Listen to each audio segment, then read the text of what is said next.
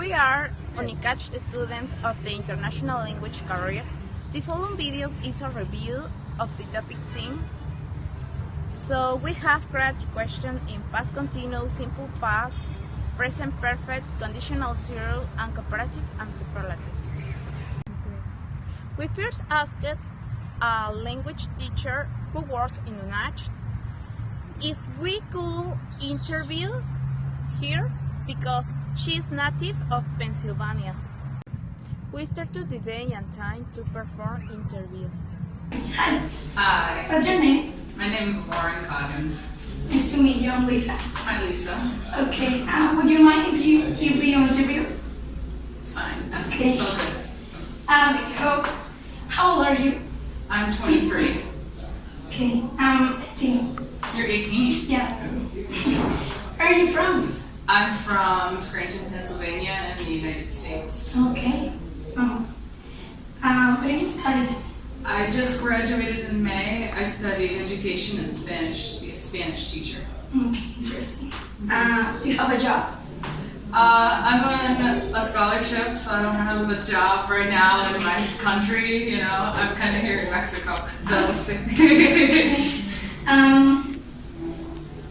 What was your best inspiration to study this? What you study? My inspiration?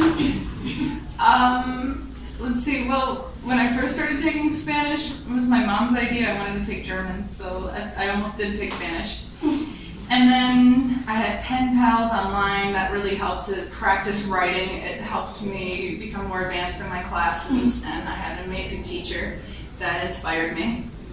When I started the university, I wanted to be a vet because my family kind of talked me out of being a teacher. I don't know why. They were like, oh, you won't make money. And I don't know, it bothered me a little bit. And I finally, after my first semester, I decided, no, this is my life. It's not theirs. And I love Spanish. I love the people in the language department. And they really convinced me that it would be a good idea for me to switch majors. And here I am in Mexico. Very cool. Yeah. Why did you decide to come to Chiapas? Well, I was placed into Chiapas Okay. for the scholarship. I applied to be an English teaching assistant in Mexico without knowing where they put me. Oh, okay. And they asked me if I had a preference, like with level of education. And I said high school or university, but I thought for sure they were put me in a high school. But I'm in a university, so yeah. How long have you been here?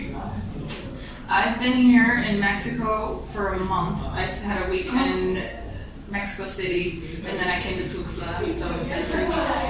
Okay. You visit other places in Mexico? Yeah, I studied abroad last year in Puebla, and I traveled a lot. Yeah, there are a lot to name. I love Puebla. That's like my second home, and I think I'm going to have a third home here in Tuxtla.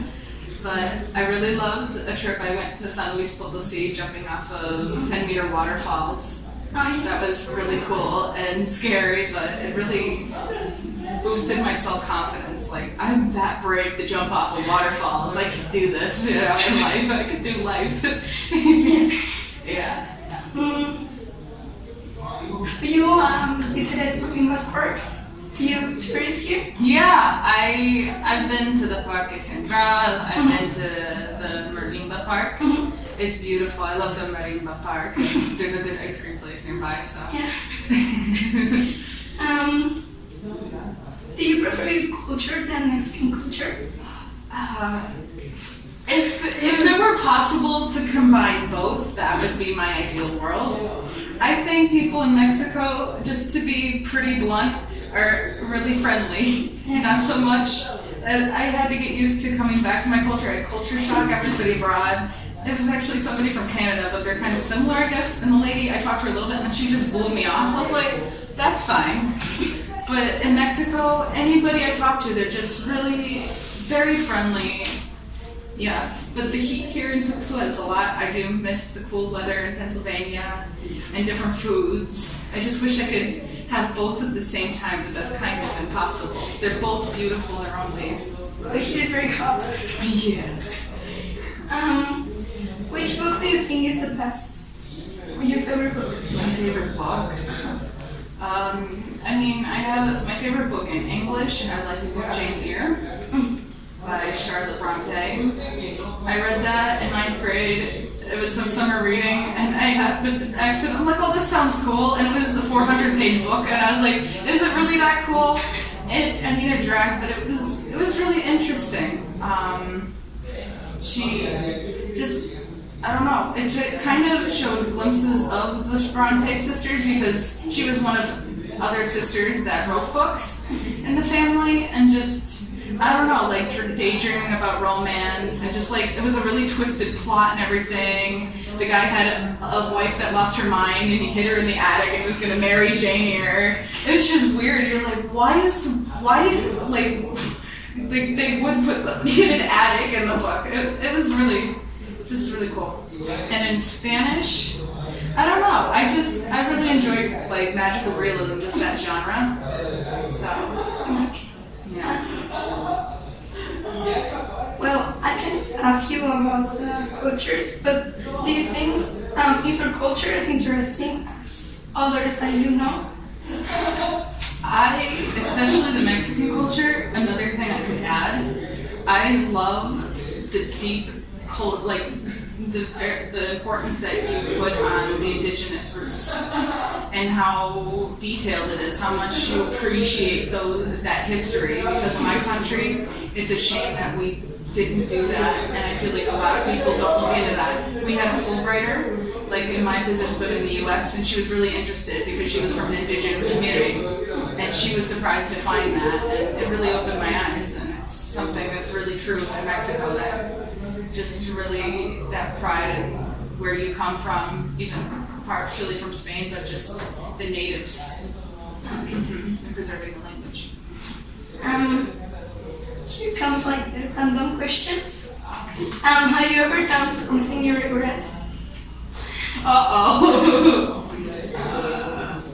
I don't know, because, you know, in the moment, like when something happens to you, you think, oh, I wish that didn't happen. You know, there are some things that you come up with, but then as time goes on, it really helps you learn things. And you wouldn't be the same person if it didn't happen. I think some things happen that you don't like in your life, but they're meant to help you grow and get you where you're supposed to be. So I don't really regret. Okay. Have you tried new things? Try new things. Like something that you think that you will never try? The most recent thing was jumping off of waterfalls, and we're gonna see what new things I try. I don't know, because I've been here in Mexico. It's just, I don't know. We'll see what happens. Like I'm still looking for a new adventure. What will you do if the world ends tomorrow? Well, you know, a positive way of thinking. Well, I mean, it's kind of sad to always think maybe the world will end tomorrow. It's like that's like kind of negative, but I always try to look at life that it's always important to appreciate what's happening in every single moment, because you don't know when your last moment will be.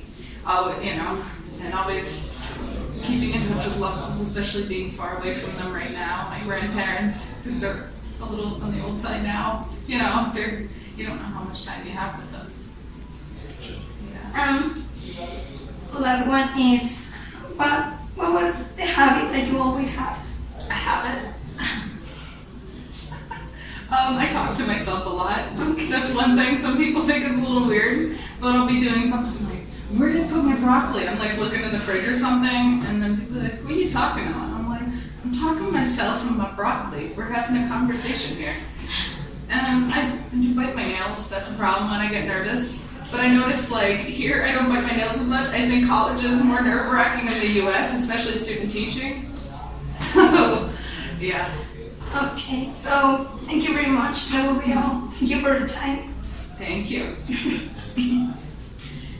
We conclude this interview for understanding and develop a platform so we can be able to communicate easier, and of course it is made for understand more about past perfect, zero conditional, etc.